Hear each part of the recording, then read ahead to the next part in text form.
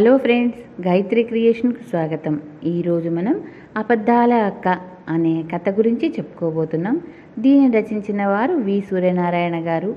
ఈ కథకు చక్కని చిత్రాలు వేసినది శంకర్ గారు. మణిపుర రాజకుమారుడు మహేంద్రుడు, మంత్రి కుమారుడు విజయుడు కలిసి ఒకనాడు అడవికి వేటకుపోయారు.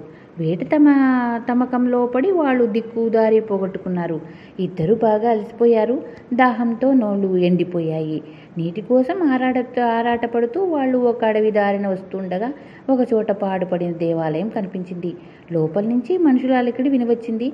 వాళ్ళు తలుపుకు తట్టేసరికి లోపల నుంచి ఒక స్త్రీ కంఠం, "ఎవరది?" అని ప్రశ్నించింది. "దాహంగా ఉంది, కాసిన మంచినీళ్ళు ఇప్పిస్తే మా దారిన మేము పోతాం" అన్నాడు రాజకుమారుడు. తలుపు తెరుచుకున్నది. మాసిన బట్టలతో ఉన్న ఇద్దరు అందమైన యువతులు లోపల కనిపించారు. వాళ్ళు మంచినీరు, వనపలాలు, తేనె తెచ్చి రాజకుమారుడికి, మంత్రి కుమారుడికి ఇచ్చారు. "నేను ఈ దేశపు రాజకుమారుని. నా పేరు మహేంద్రుడు.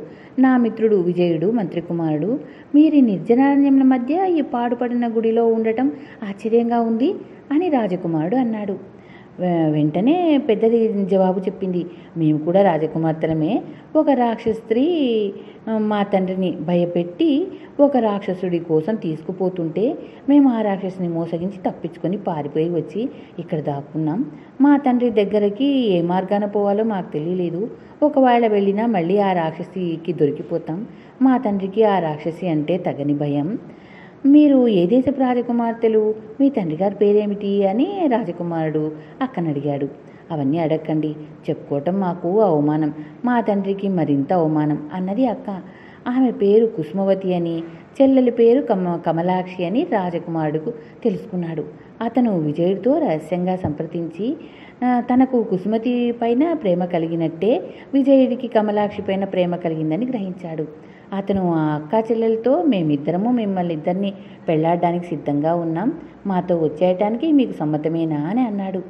"మమ్మల్ని ఉద్ధరించడానికి దేవుడే మిమ్మల్ని పంపి ఉండాలి" అన్నది కుసుమవతి. కమలాక్షి అక్కను అవతలికి తీసుకుపోయి, "ఎందుకు ఇలా అబద్ధాలు చెబుతున్నావు?" అని అడిగింది. "నువ్వురుకో, అదృష్టం ఇలా వెతుక్కుంటూ వస్తే కాల తన్నేస్తామా ఏమిటి?"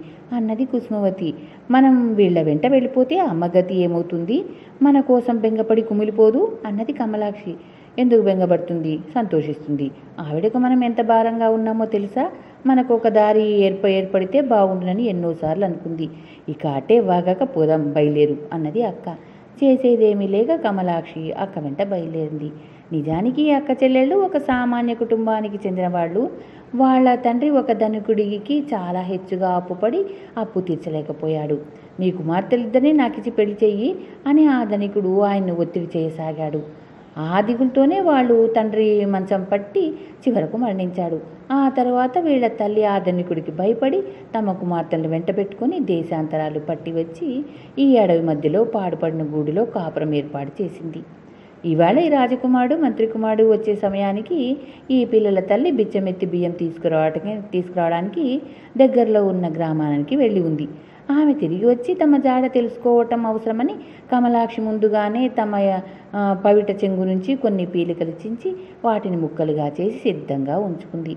రాజకుమారుడు అక్కను, మంత్రి కుమారుడు చెల్లెల్ని తమ వెనకల గుర్రాల మీద ఎక్కించుకొని రాజధానికేసి బయలుదేరారు. కమలాక్షి దారి పొడుగునా తన చీర తెంపులను దారి పక్కల ఉన్న పొదలు అక్కడక్కడా వేస్తూ వచ్చింది. రాజకుమారుడు, మంత్రి కుమారుడు రాజధానికి తిరిగి వచ్చారు. కానీ రాజు, మంత్రి కొద్ది రోజుల క్రితమే రాజకార్యం మీద మరొక దేశానికి వెళ్లారు. వాళ్ళు తిరిగి వచ్చేదాకా పెళ్లిళ్లకు అనుమతి లభించదు. అందుచేత కుసుమవతికి అంతఃపురంలోనూ, కమలాక్షికి మంత్రిగారి భవంతిలోనూ బస ఏర్పాటు చేశారు. తమ కుమార్తెలు బయలుదేరి వెళ్ళిన కొంతసేపటికి వాళ్ళ తల్లి బియ్యం తీసుకుని పాడుపడిన గుడికి తిరిగి వచ్చింది. తన కుమార్తెలు ఏ కారణం చేతనో ఎటో వెళ్ళిపోయారని, దారి తనకు తెలియందుకు చీర చింపికలు వేశారని ఆమె గ్రహించి వాటి ఆధారంతో మర్నాడు రాజధాని చేరుకొని రాజభవనం కేసి వచ్చింది. ఆ సమయాన కుసుమవతి మేడ మీద ఉండి తన తల్లి వస్తుండడం గమనించి చిరాకు పడింది. ఆమె తన తల్లి అని తెలిస్తే రాజకుమారుడు తన్ను పెళ్లాడతాడా? ఇలా అనుకుని ఆమె తన దాసిని పిలిచి, "ఆ వచ్చే బిచ్చగత్తె లోపలికి రావటానికి ప్రయత్నిస్తే దూరంగా తరిమేసిరా" అన్నది. దాసి అలాగే చేసింది. ఆ దాసి ప్రవర్తన తల్లి కొంచెం కూడా అర్థం కాలేదు.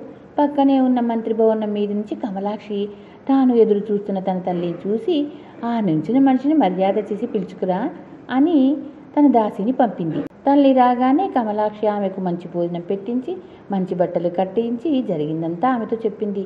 అదంతా విన్న మీదట తల్లికి బడలిక వల్ల భుక్తాయసం వల్ల నిద్ర ముంచుకొచ్చింది.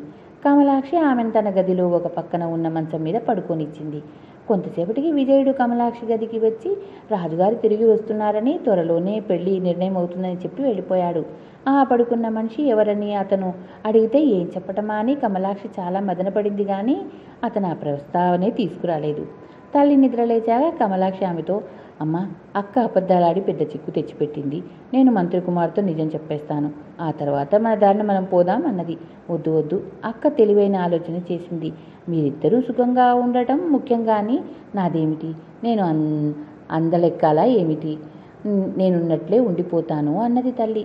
రాజు మంత్రి తిరిగి వచ్చారు.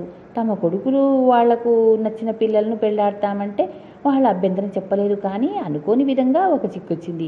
ఈ అక్కా చెల్లెలు రాజకుమార్తెలని తెలిసాక రాజు వాళ్ళ పెళ్ళిళ్ళు వాళ్ళ తల్లిదండ్రుల చేతి మీదుగా జరగాలని, వాళ్ళ తండ్రి పేరు ఆయన ఏ దేశం పేరు తెలియనందువల్ల ఆయనకు అవమానం ఏది ఉండదని ఆయన ఊరు పేరు చెప్పమని కుసుమవతిని అడిగాడు.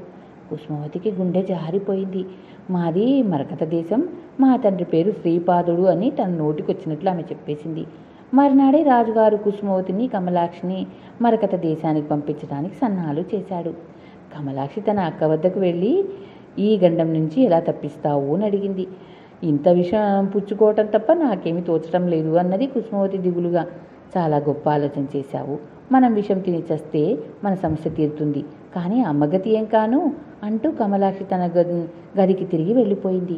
ఆ సాయంకాలం విజయుడు ఆమె దగ్గరకు వచ్చి, మరకత దేశం వెళ్ళటానికి ప్రయత్నాలు పూర్తయినాయి, నువ్వు సిద్ధంగా ఉన్నావా అని అడిగాడు. మరకత దేశం లేదు, మట్టిగడ్డలు లేదు. నేను అడవిలో ఆ పాడుబడిన గుడికే తిరిగిపోతాను. జరిగినంతా మర్చిపోండి అన్నది కమలాక్షి. ఆమె అతనితో తన అక్క ఆడిన అబద్ధాలు చెప్పింది. అంతా విని విజయుడు, నాకంతా తెలుసు. మీ అక్క రాజకుమార్తో అబద్ధాలు చెప్పేటప్పుడు నేను నీ ముఖమే చూశాను. ఆ అబద్ధాలు విని చాలా బాధపడ్డావు.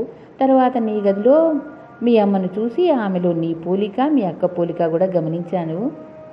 నీవు అబద్ధం చెప్పలేవు. మీ అక్క చెబుతుంది కానీ నమ్మేట్టు చెప్పలేదు. 1000 ఆమడ దూరంలో మరకత దేశం అన్నది లేదు. శ్రీపాదుడనే రాజు లేడు. రాజకుమారుడు అమాయకుడు. మీ అక్క మాటలు నమ్మేశాడు. అతనికి నేను చెప్పేదాకా నిజం తెలీదు అన్నాడు నవ్వుతూ. కమలాక్షి పెద్ద నెట్టూరు విడిచి, ఇప్పుడు నా ప్రాణం తేలికపడింది. దయచేసి నన్ను మా అక్కను మా పాడుబడిన గుడి దగ్గర దిగబెడతారా? నడిచిపోగలం కానీ దారి తప్పుతామేమోని భయం అన్నది. నేను నిన్ను పెళ్లాడాలని చూసిన క్షణంలోనే అనుకున్నాను, ఆడి తీరుతాను. ఇక మీ అక్క రాజకుమార్తె కాదని తెలియగానే రాజకుమారుడు ఆమెను పెళ్లాడనివ్వరని మనోవ్యాధిలో పడ్డాడు. అది చూసి రాజుగారు కూడా వాళ్ళ పెళ్లికి ముహూర్తం ఒప్పుకున్నారు. ముహూర్తం కూడా పెట్టేశారు. మీ అమ్మను కూడా పిలిపిస్తామన్నారు అన్నాడు విజయుడు. అతను అన్నట్లే అబద్ధాలాడడం చేతగాని అక్క, అబద్ధాలాడలేని చెల్లెలు రాజకుమారిని మంత్రి కుమారుని పెళ్లాడారు. వాళ్ళ తల్లి కూడా వచ్చి రాజభవనంలోనే వాళ్ళ వెంట ఉన్నది. అందరూ సుఖంగా ఉన్నారు.